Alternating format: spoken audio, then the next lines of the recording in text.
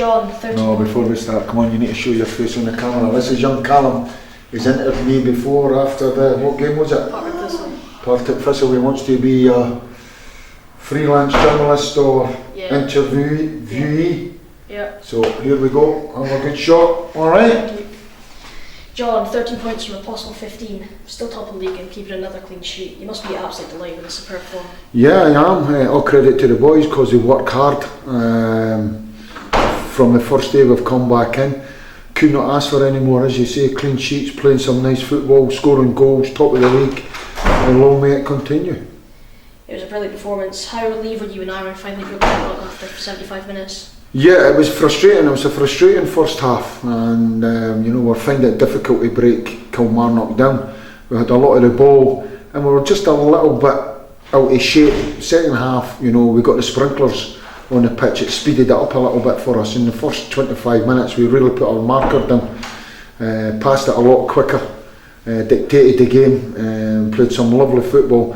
And the goal that Aaron scored was probably a lovely football goal. If you were a purist, you'd say that's a really nice football goal. And I'm delighted for Aaron Dorrans because he's found himself out of the team through no fault of his own, but he's certainly staked a claim to stay in the team for next week.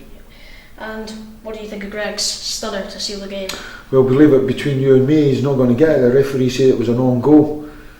Spoil sport, isn't it? Killjoy. But absolute, between you and me, it was Greg Tansey's goal, but he's got that in him. With a great strike, he's just cut across it enough.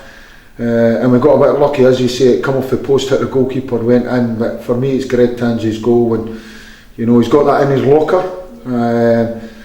So it's delighted for him, but his range of passing, switches of play and opening the play up, and it was absolutely outstanding today. Yeah, it was a great goal. That's the second time already this season Greg and Aaron have scored the same game. How well do you think they contribute to the squad? Well, the two of them are big players for us. Although Aaron Dorrans found himself out of the team at the start of the season, I still reckon he'll play well over 30 to 35 games if he doesn't get injured, touch wood. And Greg Tansey, but the two of them, it's a whole squad, and it's a great question because it can take me into talking about the subs. Guys like Danny Devine, he's just come back today, possibly a little bit early for him, but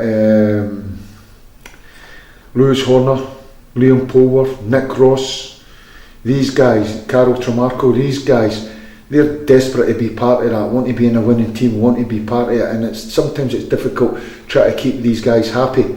But the spirit we've got in there, all credit to them. These guys come in and train Monday morning and you think they're training like world champions, and I think that's the secret. If anybody has asked me how's the secret of the forum, I'm now finding myself standing on a training pitch watching an 8v8 game and applauding some of the football and some of the goals that I'm seeing. So long may that continue. Yeah, brilliant. And how great do you think it is to break our longest clean sheet record? Is that right? I didn't know that. You're a stato, aren't you?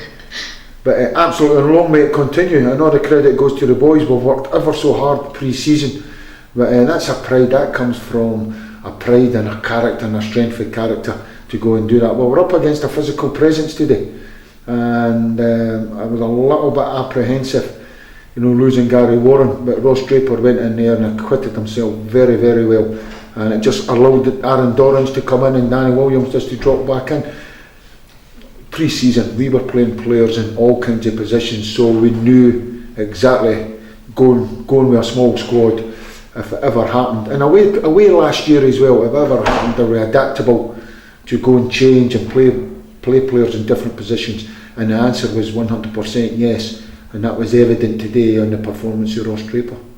Yeah, and finally, will you be looking to bring anyone in before the window shuts? My chairman listening. Did you tell him I said that? Good, that's the best report I've ever had.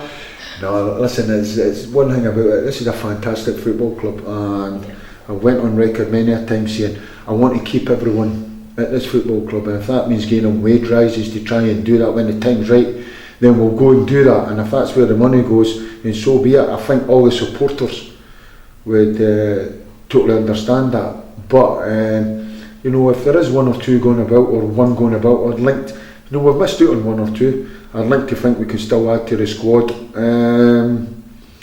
Because the window closes on Monday, it doesn't mean to say that that's it finished, because I'll probably signed one of the best players that I ever worked with, and the boy Liam Muller, ex-Manchester United and Celtic, and he was out of contract player, and I got him, and he was, so there's still wee diamonds out there. It's just finding the right one, the right character to come into that dressing room and, you know, just slot right in. That's the most important thing. Thanks very much, John. It's a pleasure.